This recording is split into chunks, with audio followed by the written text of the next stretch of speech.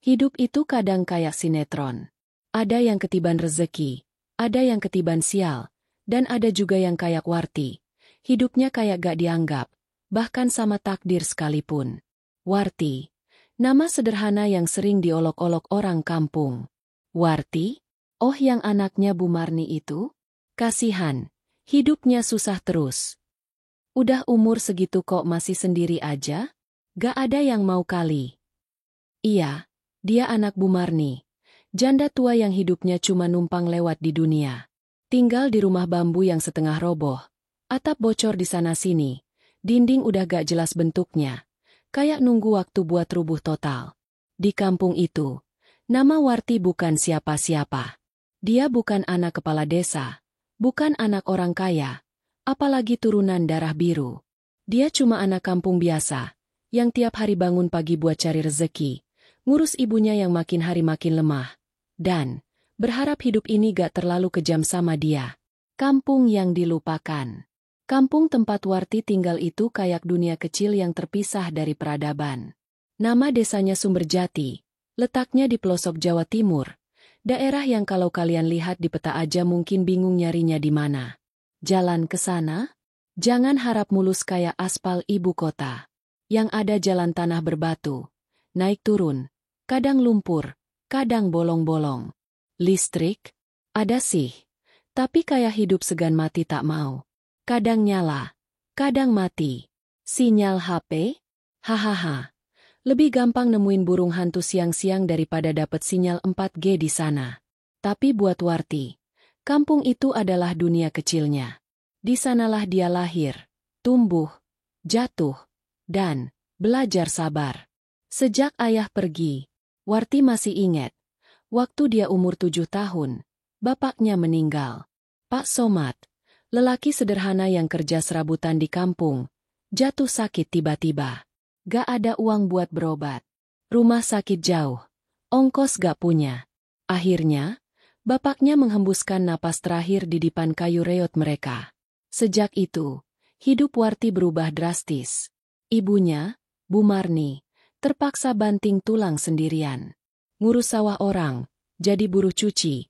Kadang kalau lagi gak ada kerjaan, mereka cuma bisa makan nasi aking. Masa kecil Warti? Jangan bayangin main boneka atau nonton kartun. Mainannya ya tanah, pasir, dan air mata. Mimpi yang cuma bisa disimpan. Tapi, meski hidupnya keras, Warti punya mimpi kecil. Dia pengen punya rumah yang layak.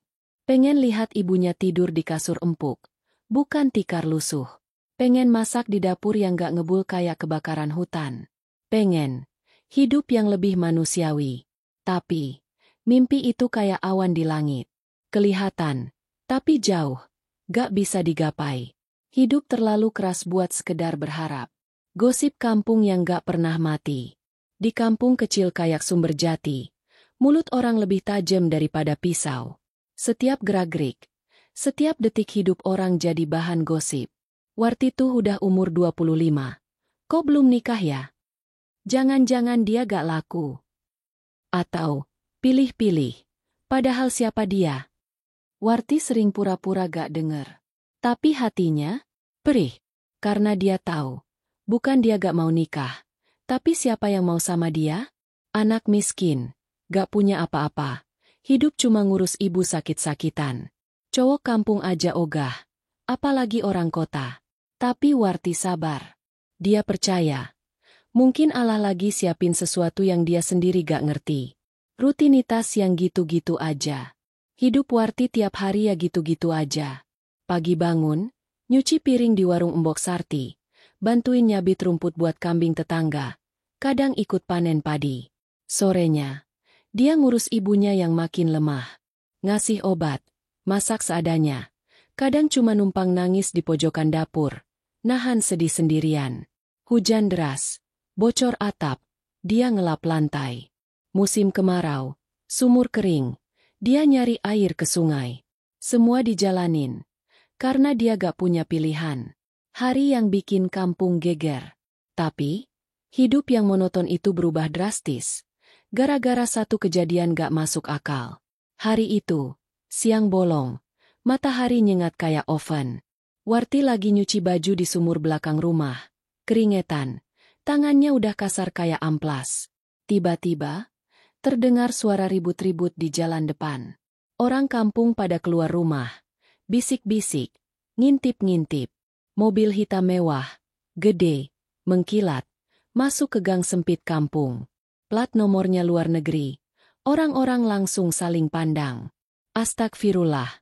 Mobil siapa tuh? Turis ya? Nyasar. Kok ke kampung kita? Dari mobil itu, keluar beberapa orang tinggi besar, kayak bodyguard di film. Dan, di belakang mereka, muncul seorang lelaki yang auranya beda.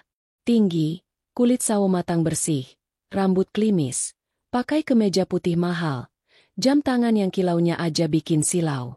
Matanya tajam, senyumnya dingin. Tapi gantengnya, ibu-ibu kampung langsung deg-degan. Satu nama yang dicari. Lelaki itu berdiri di tengah kerumunan. Semua orang diam, nahan napas. Sampai akhirnya, dia buka suara. Saya cari yang namanya Warti. Dek. Suasana langsung heboh. Warti? Anak Bu Marni. Itu loh, yang suka kerja di warung Mbok Sarti. Lah. Ngapain orang kota nyari dia? Warti yang masih di belakang rumah, dipanggil-panggil tetangga. Enduk, ayo ke depan, ada yang nyari kamu. Dengan jantung berdebar, kaki gemetar, Warti jalan pelan ke depan. Matanya langsung bertemu tatapan si lelaki asing itu. Dia senyum tipis. Akhirnya, aku nemu kamu juga, Warti. Masa lalu yang terlupa. Warti bengong. Siapa dia? Kenapa nyari aku? Apa aku pernah kenal dia? Lelaki itu mengenalkan diri.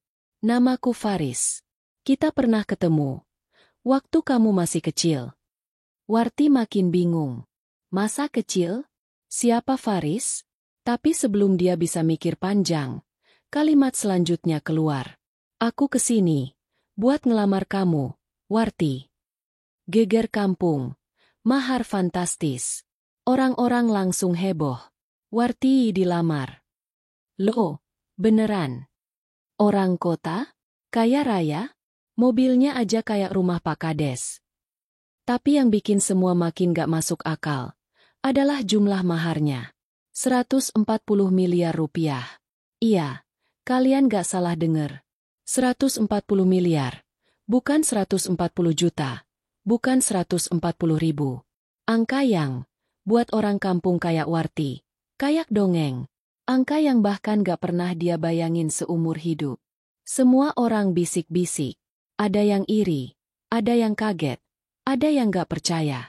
Tapi Warti, dia cuma berdiri kaku. Pikirannya muter-muter. Apa ini mimpi?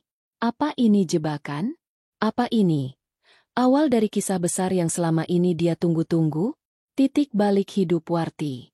Malam itu, Warti gak bisa tidur. Dia duduk di depan rumah. Liatin langit. Bintang-bintang bersinar terang. Seolah nunjukin harapan baru. Tapi hatinya campur aduk. Seneng, takut, bingung. Semua numpuk jadi satu. Dia gak tahu siapa sebenarnya Faris. Gak ngerti kenapa dilamar tiba-tiba. Tapi satu hal dia yakin. Hidupnya gak akan pernah sama lagi. Dan yang paling bikin dia penasaran. Apa rahasia besar yang dibawa lelaki itu? Dan apa yang akan terjadi setelah ini? Aku datang ke sini buat ngelamar kamu, Warti. Kalimat itu terus terngiang di kepala Warti. Kayak kaset rusak yang diputar ulang berkali-kali. Dia berdiri di tengah kerumunan orang kampung yang masih heboh. Matanya nanar. Jantungnya berdegup kencang kayak genderang perang. Orang-orang bisik-bisik. Ada yang melongo. Ada yang nutup mulut saking kaget. Ada juga yang dari tadi udah ngebayangin duit 140 miliar itu. Tapi Warti, dia malah bingung. Antara percaya, gak percaya, takut, seneng. Semua rasa campur jadi satu. Siapa sebenarnya lelaki itu? Apa maksudnya? Kenapa dia datang ke kampung kecil kayak Sumberjati ini cuma buat ngelamar dia? Tuan Faris, si misterius. Namanya Faris Al-Hakim, katanya. Warga negara Indonesia keturunan Timur Tengah. Mukanya aja udah kayak model di TV. Kulit sawo matang bersih, hidung mancung, mata tajam, senyum yang dingin tapi karismatik. Latar belakangnya? Konon, dia pengusaha sukses. Punya bisnis properti, tambang, ekspor-impor, dan kabarnya, aset dia tersebar sampai Dubai, Qatar, Turki, bahkan Eropa. Orang kampung makin melongo waktu dengar ceritanya. Astagfirullah, pantes aja mobilnya segede itu. Anaknya sultan kali ya? Ih, Warti bakal jadi nyonya besar nih. Tapi, buat Warti, semua itu gak masuk akal. Kenapa lelaki sekaya itu, setinggi itu, seganteng itu, ngelamar dia? Dia cuma gadis kampung. Gak punya apa-apa. Gak cantik-cantik amat. Boro-boro lulusan perguruan tinggi. Tamat SMA aja udah syukur. Duduk berdua yang canggung. Sore itu, setelah kegaduhan agak reda, Faris ngajak Warti duduk ngobrol berdua. Di teras rumah bambu yang udah setengah reot, mereka duduk bersisian. Sementara, orang kampung masih ngintip-ngintip dari balik pohon pisang atau pagar bambu, kayak penonton sinetron gratisan. Faris buka suara, suaranya pelan, dalam, tapi tegas. Aku udah lama nyari kamu, Warti. Aku gak asal pilih. Aku tahu siapa kamu. Warti ngedengerin. Matanya tetap waspada. Tangannya gemeteran. Hatinya makin gak karuan. Mungkin kamu lupa. Tapi aku gak pernah lupa. Dulu, waktu aku kecil, aku pernah tersesat di pinggir sungai. Aku jatuh, nyaris tenggelam. Dan kamu yang nolong aku. Dek. Warti kaget. Ingatannya mulai mundur jauh ke belakang. Kilasan masa kecil. Sekitar 15 tahun lalu. Waktu itu, dia masih bocah ingusan. Sore hari, dia diajak ibunya nyabit rumput dekat sungai kecil di ujung kampung. Tiba-tiba, dia dengar suara anak kecil nangis. Pas dia cari, ternyata ada bocah laki-laki nyangkut di pinggiran sungai. Bajunya basah, badannya kotor, nangis ketakutan. Tanpa pikir panjang, Warti kecil nolongin anak itu. Dia bantuin naik ke daratan, ngasih minum, nunggu sampai orang tua bocah itu dateng. Tapi setelah itu, bocah itu pergi. Warti bahkan lupa wajahnya. Dan sekarang, bocah itu berdiri di depannya, sebagai lelaki dewasa, kaya raya, dan ngajak nikah. Mahar yang bikin geger. Aku pernah janji ke diriku sendiri, kalau aku udah besar, aku bakal nyari kamu, Warti. Aku bakal bahagiain kamu. Aku bakal lindungin kamu. Karena kamu pernah nyelamatin hidupku. Warti masih gak bisa berkata apa-apa. Faris lanjut ngomong. Kalimat yang makin bikin kampung gempar. Aku bakal kasih kamu mahar 140 miliar. Aku serius, Warti. Kabar itu nyebar kayak api di tengah ilalang kering. 140 miliar. Angka itu kayak dewa yang turun ke bumi. Buat orang kampung yang penghasilannya aja gak nyampe 1 juta sebulan, itu bagaikan mimpi. Tetangga-tetangga mulai ngitung di kepala. 140 miliar bisa beli berapa sawah? Bisa bangun berapa rumah? Bisa bikin hidup kayak di surga berapa turunan ke depan? Sementara Warti, dia cuma bisa tertegun. Otaknya kayak ngeblan. Jantungnya masih berdetak kencung. Antara hati dan logika. Malam itu, setelah Faris pulang ke hotel tempat dia nginep, Warti duduk bengong di depan rumah. Langit berbintang, angin malam sejuk, tapi pikirannya kayak benang kusut. Ibunya, Bu Marni, masih tergeletak di dalam rumah. Lemah, matanya berkaca-kaca. Warti, enduk, ini kesempatan kamu. Ibu udah tua, hidup kamu gak boleh begini terus. Tapi Warti ragu. Bukan karena dia gak mau hidup enak.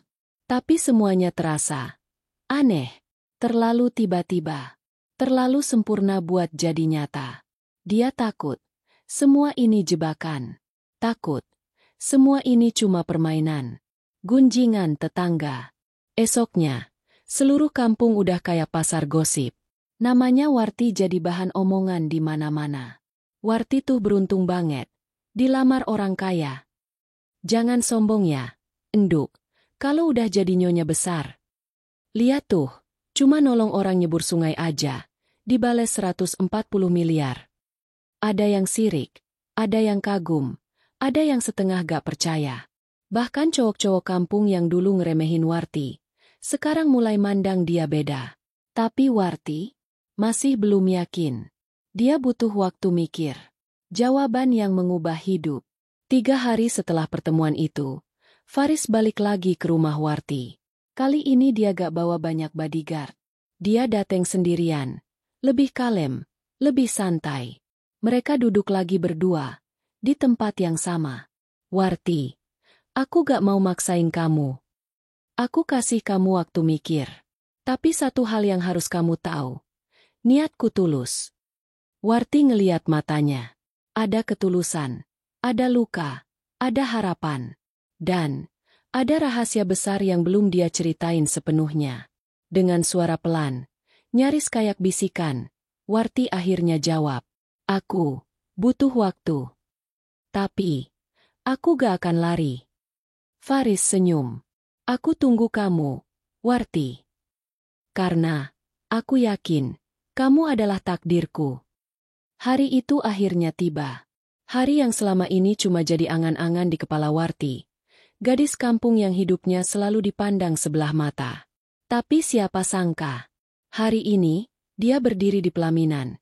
Jadi pengantin wanita dari pria kaya raya, Tuan Faris, dengan mahar 140 miliar rupiah yang masih bikin orang kampung melongo sampai sekarang. Sejak pagi, kampung kecil Sumberjati ramai luar biasa. Mobil-mobil mewah parkir di pinggir jalan tanah. Orang-orang berdatangan, bukan cuma dari desa sebelah. Bahkan tamu-tamu penting dari kota besar ikut hadir. Dekorasi pesta? Jangan tanya. Tenda besar warna putih. Dihias bunga segar, lampu kristal bergelantungan, kursi-kursi empuk, makanan melimpah. Semua kayak pesta elit di hotel bintang 5. Padahal ini, di kampung kecil yang biasanya cuma dengar suara ayam dan jangkrik. Warti, si gadis biasa, kini beda. Di ruang rias sederhana, Warti duduk di depan cermin. Make up artis dari Jakarta sibuk merias wajahnya. Rambutnya ditata rapi. Make up tipis, gaun putih panjang menyapu lantai. Warti menatap bayangannya sendiri. Ini aku? Serius? Aku Warti. Hatinya bergetar. Campur aduk. Senang? Iya. Takut. Bang. Karena semua ini terlalu indah. Atau mungkin, terlalu aneh. Tuan Faris, sang pengantin pria. Sementara itu, Tuan Faris berdiri gagah di pelaminan. Pakai setelan jas hitam elegan, wajah bersih, tatapan tegas. Orang-orang berbisik, kagum, iri, takjub. Ya Allah, gantengnya. Pantes aja, Warti dipinang sama dia. Cocok kayak putri dan pangeran. Tapi, di balik semua kemewahan itu, Warti sadar, hidup barunya baru aja dimulai. Dan malam pertama nanti, ada sesuatu yang bakal bikin dia syok. Sesuatu yang belum pernah dia bayangkan. Malam itu, semua orang masih sibuk pesta. Lampu-lampu masih menyala. Tawa, musik, dan suara orang ngobrol terdengar di mana-mana. Tapi di kamar pengantin, suasananya beda. Warti duduk di tepi ranjang besar. Jantungnya deg-degan, tangan dingin. Gaun pengantinnya udah diganti baju tidur putih sederhana. Tapi wajahnya masih cantik dengan riasan yang mulai pudar. Pintu kamar pelan-pelan terbuka. Tuan Faris masuk, masih pakai kemeja putih. Wajahnya tenang, tatapannya teduh. Tapi ada sesuatu di matanya. Sesuatu yang bikin Warti makin penasaran. Malam pertama. Malam yang katanya jadi malam paling ditunggu-tunggu. Tapi yang terjadi? Bukan ciuman, bukan pelukan, bukan romantis kayak drama Korea. Tapi, sesuatu yang gak pernah Warti bayangkan. Tuan Faris, lumpuh. Fakta yang disembunyikan. Warti melongo. Baru sadar, selama ini, setiap acara, setiap momen, Faris selalu duduk, berdiri sebentar, lalu duduk lagi. Ternyata, Dia gak bisa jalan normal. Kakinya lemah. Ada kelainan syaraf yang bikin dia harus pakai alat bantu atau kursi roda. Tapi selama ini dia tutup-tutupin. Kenapa? Kamu gak pernah bilang. Bisik Warti pelan. Suaranya gemetar. Faris senyum. Pahit. Karena aku takut. Kamu ninggalin aku sebelum mencoba mengenal aku. Aku takut. Orang cuma lihat kekuranganku. Bukan hatiku. Warti terdiam. Ada sedih. Ada kecewa. Ada rasa kasihan.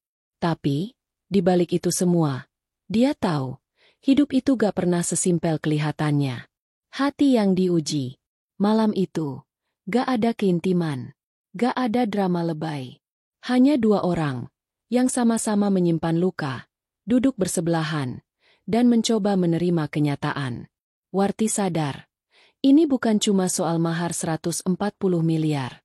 Bukan soal pesta mewah. Tapi soal hatinya sendiri. Apa dia sanggup jalani hidup bareng lelaki yang mungkin gak sempurna secara fisik? Apa dia kuat jadi istri seorang pria lumpuh di tengah dunia yang selalu menuntut kesempurnaan?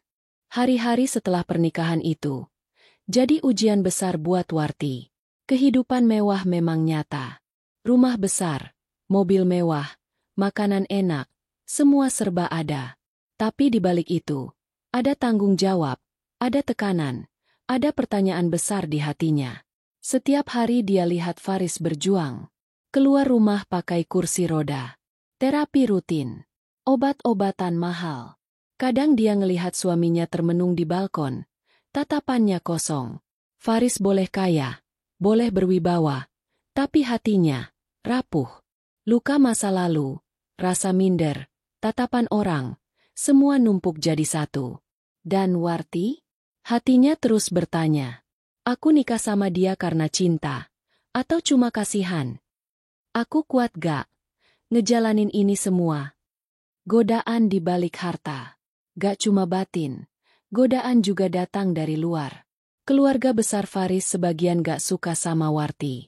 Mereka bilang, gadis kampung apa pantas masuk keluarga kita? Dia cuma ngejar duit Faris. Dasar oportunis. Ucapan itu menusuk hati Warti. Tapi dia diam. Dia tahu, gak semua hal harus dijawab dengan kata-kata. Kadang, waktu dan ketulusan yang akan buktikan semuanya. Cinta atau cuma bertahan? Malam-malam panjang sering dia lewati sendirian. Faris sibuk kerja, terapi, atau tenggelam dalam pikirannya sendiri. Warti sering duduk di balkon, lihat langit malam, sambil nanya ke diri sendiri. Aku cinta dia gak sih? Atau cuma ngerasa kasihan dan gak tega? Kalau bukan karena uang, aku masih mau di sini gak? Pertanyaan itu terus menghantui. Sampai akhirnya, sebuah kejadian ngebuat Warti harus memilih. Suatu malam, Faris jatuh sakit parah. Badannya panas tinggi. Napas sesak, seluruh rumah panik. Warti ngurusin dia, jagain dia, nyaris gak tidur semaleman. Di tengah kondisi itu, sebuah berkas jatuh dari meja kerja Faris. Warti ambil, matanya membelalak. Isi berkas itu? Dokumen-dokumen medis. Ternyata, Faris bukan cuma lumpuh, tapi juga mengidap penyakit serius, yang kemungkinan besar, umurnya gak panjang. Warti gemetar. Matanya berkaca-kaca. Bibirnya bergetar. Jadi selama ini, dia sembunyikan ini semua? Dia tahu dia sakit. Dia tahu dia gak akan lama. Tapi dia tetap milih nikahin aku. Air mata jatuh. Keputusan terbesar dalam hidup. Pagi harinya, setelah Faris mulai sadar, Warti duduk di samping ranjang. Dia pegang tangan suaminya. Suaranya pelan, tapi tegas. Aku tahu semuanya, Mas. Aku tahu soal penyakitmu. Tapi aku tetap di sini, bukan karena kasihan, tapi karena aku milih kamu. Faris menatap mata Warti, berlinang air mata. Untuk pertama kalinya, dia lihat wanita itu bukan cuma cantik, tapi kuat, tulus, dan luar biasa. Akhir kisah, awal cinta yang sebenarnya. Hidup mereka gak selalu mudah. Tapi dari situ, Warti belajar. Cinta sejati bukan soal sempurna atau harta, tapi soal ketulusan, penerimaan, dan perjuangan. Mereka jalani hari-hari bareng, saling dukung, saling nguatin, sampai ajal akhirnya menjemput Faris, bertahun-tahun kemudian. Tapi satu hal yang selalu dikenang, cinta mereka gak pernah mati.